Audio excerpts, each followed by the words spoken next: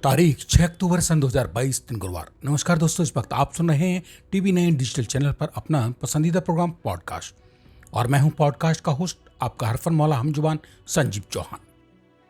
आज बेबाक बात करते हैं जम्मू कश्मीर के जेल महानिदेशक यानी डीजी जेल और 1992 बैच भारतीय पुलिस सेवा के वरिष्ठ IPS अधिकारी हेमंत कुमार लोहिया के कत्ल में मौजूद झोलों की।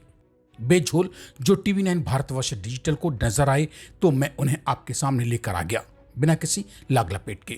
मगर इन्हीं झोल को लेकर जम्मू कश्मीर की पुलिस और देश की खुफिया एजेंसियां अपने अंदर ही जज्ब करके खामोशी अख्तियार करके बैठी हैं। आखिर क्यों? लाख टके के इसी सवाल के जवाब में झांकने की कोशिश की है आज पेश पॉडकास्ट की इस कड़ी के बहाने।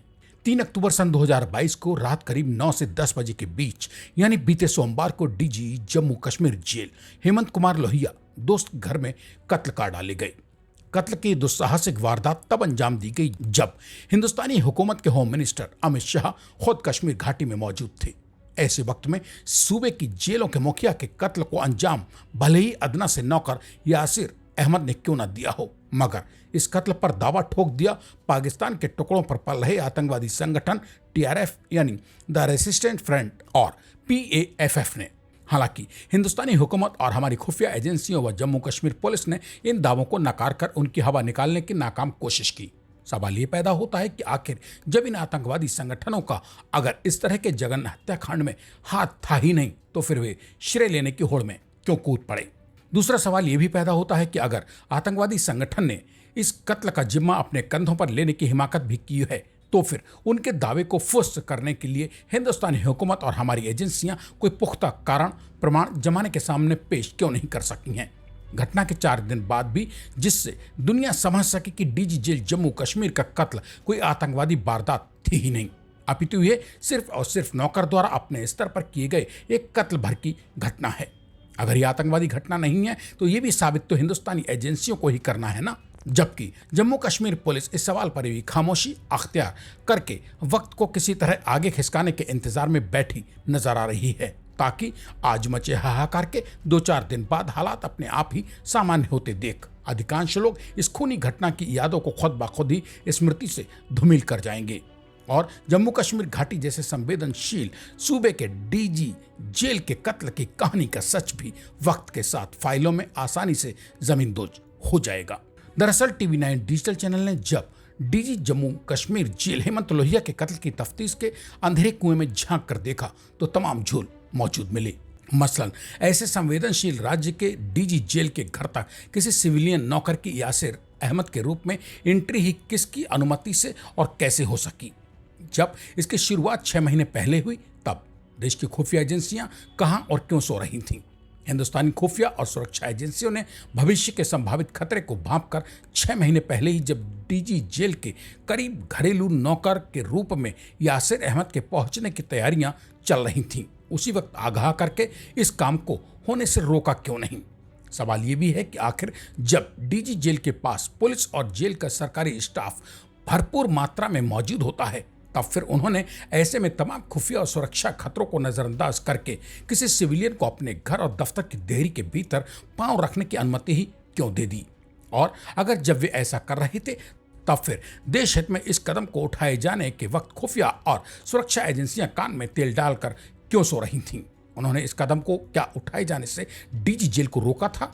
शायद नहीं रोका था। अगर रोका होता तो शायद डीजी जेल एक अदना से नौकर के हाथों इतनी आसानी से घर के अंदर कत्ल न कर डाले गए होते। यह सवाल तो कत्ल किए जा चुके डीजी जेल देश की खुफिया और सुरक्षा एजेंसियों को कटघरे में खड़ा करने वाले हैं। अब बात करते हैं कत्ल के बाद की कहानी में मौजूद झोलों की। जिस घरेलू नौकर ने अकेले ही अपने बॉस यानी IPS हेमंत लोहिया को महज एक अदद कांच की टूटी बोतल के बलबूते हलाक कर डाला और फिर सकुशल मौके से फरार भी हो गया।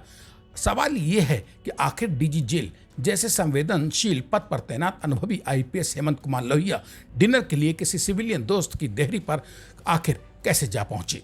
दूसरा सवाल, जब कत्ल करने वाला नौकर यासिर अहमद उस घर के लिए जो डीजी जेल हेमंत के दोस्त का था के लिए एकदम नया था, जिसका भूगोल नौकर जानता ही ना हो, वहां से कत्ल करने के बाद लाश को आग के हवाले करके भी आखिर नौकर यासिर अहमद कैसे भागने में कामयाब हो गया, जिस नौकर ने पहले कभी घटना स्थल की शक्ल भी न देखी थी। वही नौकर कत्ल की घटना को अंजाम देने के बाद खिड़की दरवाजा तोड़कर सुरक्षित भाग निकलने में कामयाब रहा। आखिर कैसे, अगर उसे उस घर के बारे में पहले से कुछ अंदरूनी जानकारी थी ही नहीं। डीजी जेल का कत्ल हुआ, उसके बाद उनके शव को आग के हवाले भी एक अदना से नौकर ने कर डाला। ये जघन्य कांड अंजाम दिए जाने के वक्त डीजी जेल हेमंत कुमार लोहिया की सुरक्षा में तैनात सुरक्षाकर्मी आखिर कहां थे? आखिर उनकी यानी कि सुरक्षाकर्मियों की हद से कत्ल का आरोपी नौकर यासिर अहमद 12-14 किलोमीटर दूर कैसे सुरक्षित बचकर भाग निकला? एक सवाल यह भी पैदा होना लाजिमी है कि क्या संदिग्ध कत्ल के आरोपी नौकर यासिर अहमद का पुलिस वेरिफिकेशन उसके डीजी जेल के साथ तैनाती से पहले कराया गया था?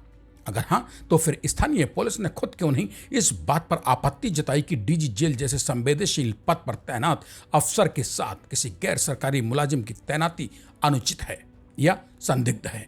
डीजी जेल जैसे संवेदनशील पद पर तैनात रहे और अनुभवी आईपीएस अधिकारी हेमंत कुमार कैसे और क्यों अपना सुरक्षित सरकारी बंगला छोड़कर डिनर करने किसी सिविलियन दोस्त के घर जा पहुंचे? उस सिविलियन दोस्त के घर जहां डीजी जेल के सरकारी आवास और दफ्तर की तुलना में सुरक्षा इंतजाम जीरो थे।